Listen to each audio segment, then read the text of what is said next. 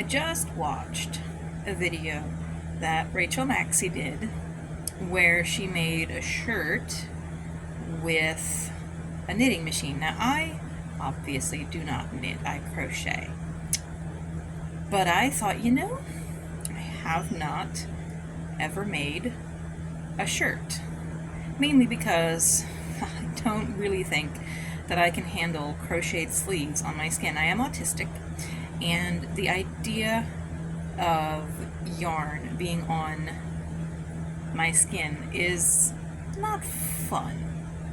So I thought the shirt that she made, which is halter top style, but it has two kind of chunky straps, and it almost looks like the top of a Viking dress, but obviously without the rest of the skirt part. And you just put it on over a shirt, and then that way it wouldn't matter what the texture is like, because you'd be wearing at least, this length of sleeve underneath the shirt. So the way that I have started, I thought, well, do I want to do this as a row, or do I want to do this as a row? She went this way, I think, as the measurement, and I thought, well, okay, I could do that. The trade-off is, if you do the long measurement, 2 panels this way, it's going to take a lot more time to complete a row, and you might get discouraged more easily. Also, it does affect the overall appearance of the finished piece, because your stitches are essentially the fabric grain. Now I'm doing something a little tricky. You may have noticed that when I did this side, I chained 2, and you see how it's got more of like a lumpy, bumpy, almost lacy look. On this side, I'm only chaining 1, because this is going to be the bottom. And when you only chain 1, it's flatter. So this is chaining 1, it's more of a flat line, not completely flat, it is crochet. But when you chain 2, it is more lacy, and then you don't have to do the sweep pea stitch along the top to get that effect. I still might, but I don't think I will. Just realized I forgot to say how I came about using the size that I'm using. I feel very silly having done that. See, that's the top. So I thought, okay, well, where in the underbust do I want it to go, and how high up do I want it to go? So this right here is the length of your tube top section. And I think this time I am going to give it a seam instead of making it just one continuous loop. Well, doing this as the long way, I'm going to have a seam either way, but I'm going to make it a visible seam, I think, because I think the reason I'm dissatisfied with many of the things that I crochet that are clothing is because there is no seam, so your brain is just like, well, that's not clothing.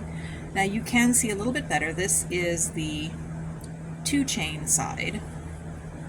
This is the 1 chain side. It's a very subtle difference.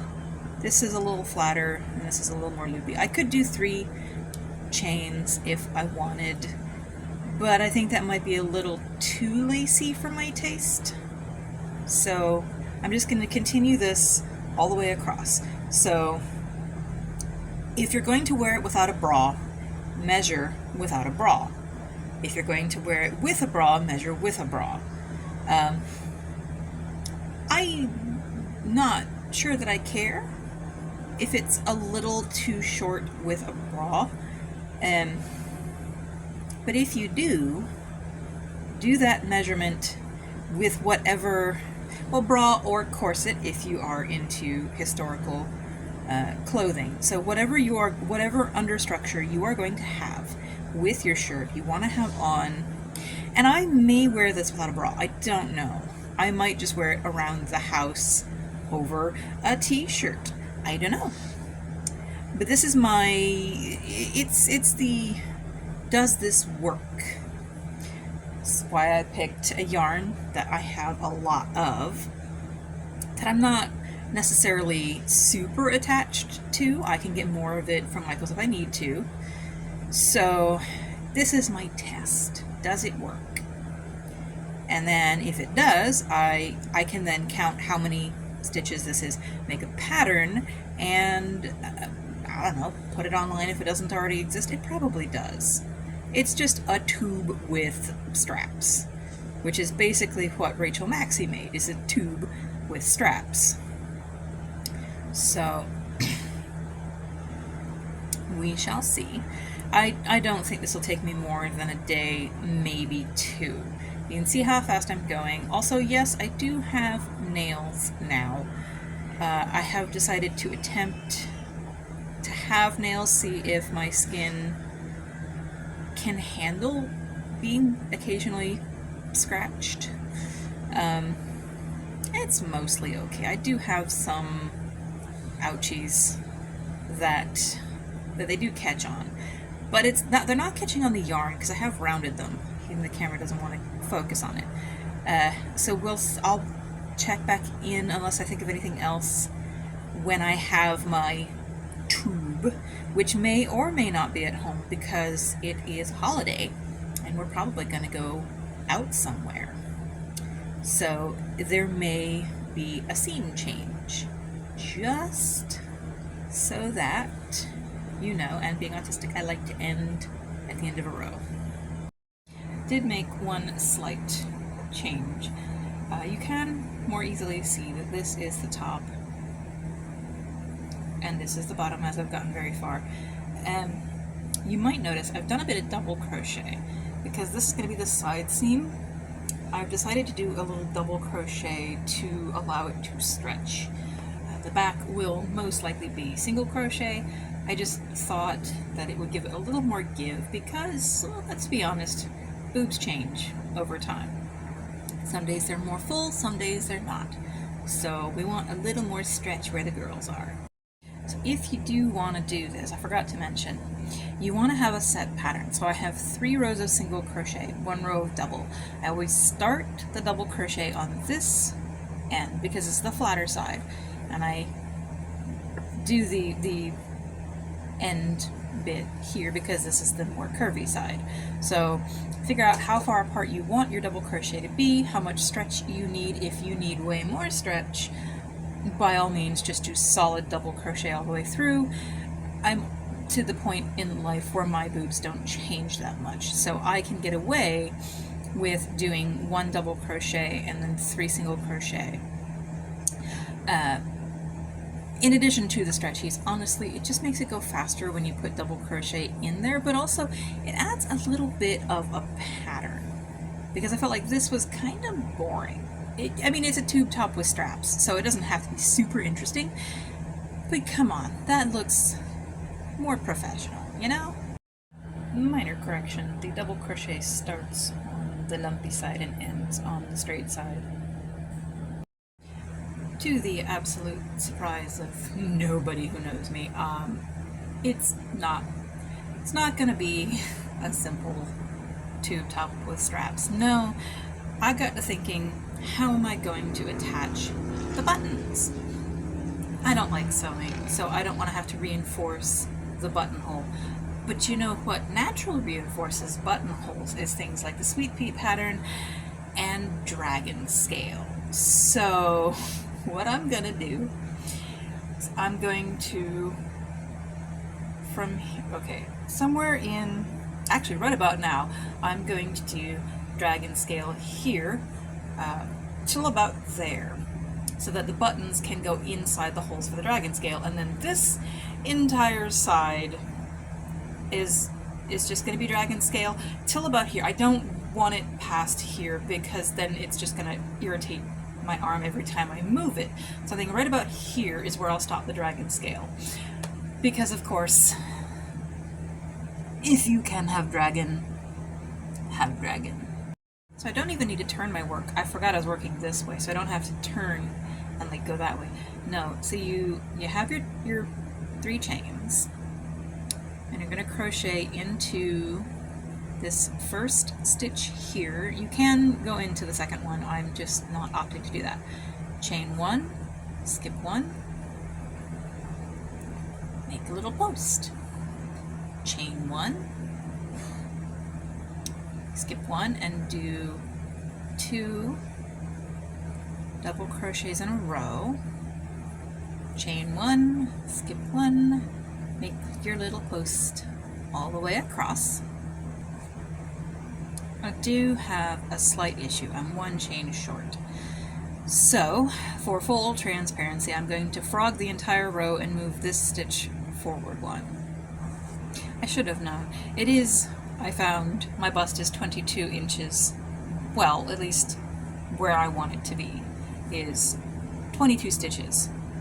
So, what you're going to do, you're going to chain, is it 1 or 2? I'm going to go 2. And now you're going to turn it sideways. And into this first double crochet here. 1.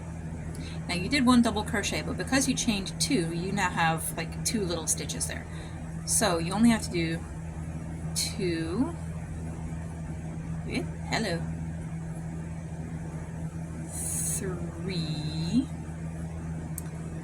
4, and because you double crocheted, you have 5 stitches there. Now you're going to turn it like this. I know it's a little confusing. Now you can at this point do a picot and make your dragon scales have a little point. I'm not going to. I'm gonna go for more like this dress kind of vibe. I didn't make this. I found it thrifted. But into this one here, the next little bar. 1, 2, 3, 4, 5. So now you have your first little dragon scale. And the little bar that I had you crochet, you're going to single stitch, and that will hold down your scale. I will say, this doesn't have to turn into dragon scale if you don't want to. The pattern is called crocodile scale, but I am the dragon lady, so of course I'm going to call it dragon scale. I have noticed that a lot of things that we put in our dragon drawings and sculptures are actually things that we have drawn from lizards, turtles, crocodiles, so I don't think that it is terribly inaccurate to call it dragon scale. But this does not have to be dragon scale if you don't want it to be, because the reason that I opted to finish this panel in dragon scale or crocodile scale, whichever you prefer, is that if you look by itself, it's just a little ruffle. I have done baby hats with just this around the bottom, so you could have a shirt that just had these, one on either side. I'm opting to do an entire panel in dragon scale because, again, I am the dragon lady, but you don't have to do that. And I did crochet a little bit more while I was talking because I realized I only did 1 round, and you may not notice that after you anchor it you're going to turn it sideways again. So I thought if I did a few more while I was talking, you'd see. Now we're at the end here, so there's my 5. I'm going to turn again. I'm not doing the picot, but you can. I don't know if it's picot or picot, but there's a T at the end, and I have never heard it pronounced. So if I'm mispronouncing it, it's because I saw it in a book, a crochet book, and also online. So 4, 5. There are 2 different ways that you can do this. So I've chained my 3. You can put your stitches, well, for this one it would be the crochet to make the little house that the scale gets built either side of. Or you can opt instead to do your little house between the stitches. Now doing it this way versus doing it the other way will change whether your scales are staggered or whether they are like in a straight line. I have not yet decided. I think I might do straight lines, but I might do staggered. So this is where your scale is going to be. Doing it this way is your scale is going to be here. Doing it, I think this is the staggered. I'm a little rusty on my Dragonscale or crocodile scale. Doing it this way, I think, is how you get them parallel. So it just depends. The issue with going staggered, I have found, is that you can accidentally have it going diagonally. It tends to like lean. So I tend to make the scales parallel because it's easier to do a square for me. For this particular garment, I have done Dragonscale scarves where I will do the stagger, and it just kind of wobbles back and forth. So for this one, I think I'm going to do them parallel. It's entirely up to your preference and what you're doing, whether or not you do that. So we made a little house, chain 1.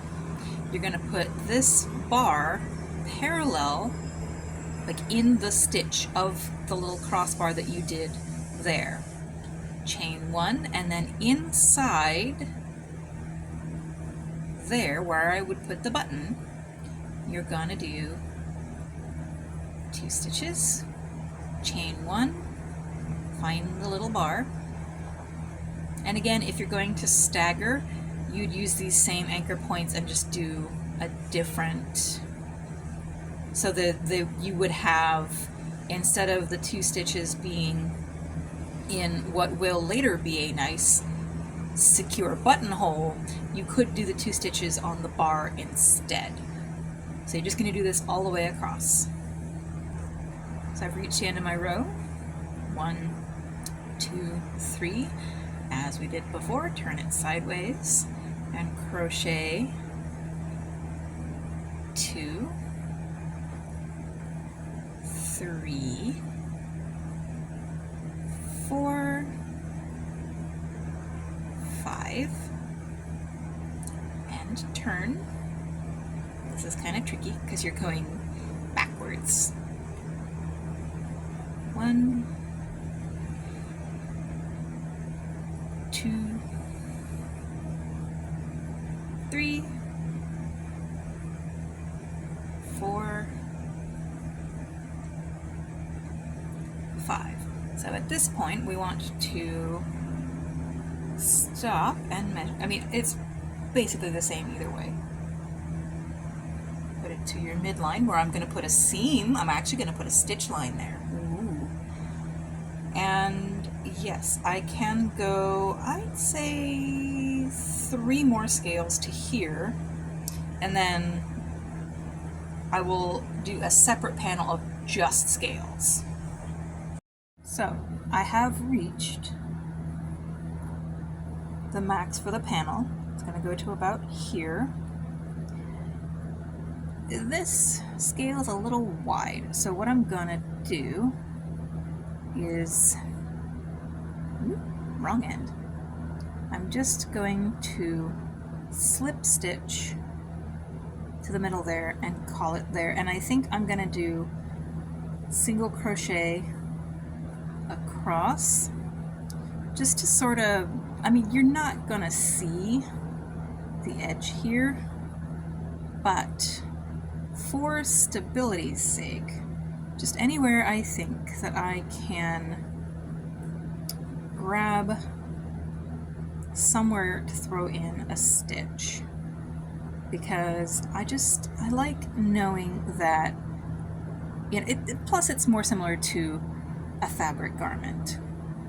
So I'm going to do that all the way across and then secure it and start on the next panel. So I measured, what I did was I held the seam, at the side seam, and stretch it across to my mid-back. I've reached the mid-back now. Yes, it's day 2. So what I'm doing is I'm doing half double crochet to mimic a seam down the back, because I want to know when I've gotten all the way across. Now, you don't want to measure across your front because your back, at least mine, doesn't have boobs. So your back is going to be a different measurement than your front. But this is how you do half double crochet. Just like you're going to do a double crochet, but all the way across. I did finish this portion. It's going to go here. And I may not have gone all the way to the side, but I measured this with a bra on, so that's going to be interesting. But, so this is this side, which does fit.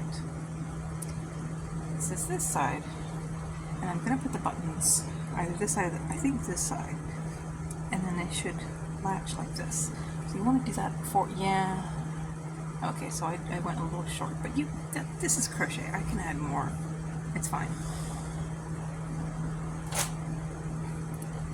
So just half double crochet across, and that will give you this lovely seam here to know when, so then you can just fold it over and see if it's the same length, presuming that you're symmetrical, of course. Right, so I have done single crochet over, I don't know if you can see that because of the light through the window. No, you can kind of see it. This is the seam that'll go down the middle of my back, ideally. So again, this is the bottom, the bumpy side is the top, and if I were doing the front, this, oh, actually, so I guess my front and back aren't that much different, but I'm still going to use this as my middle point. You can see the stitch quite clearly, so you know where the middle is, and then you fold it on the stitch here so that you can see how far along, and you just go until it's to there. Duh. Okay, so I've gotten a fair distance across. I haven't got that far to go, and if you're wondering why these are different colors, it's because I was using an ombre yarn. But as I said, you have where you did your half double crochet as your back seam, and I'm almost finished with the back. The next will be the straps. And into a slight issue in that the skein that I was working with ran out. I didn't have enough, but as you can see, there is a color gradient. It goes from lighter to darker, so you're really not super gonna notice that these last few rows are done in a different yarn. It is not as thick.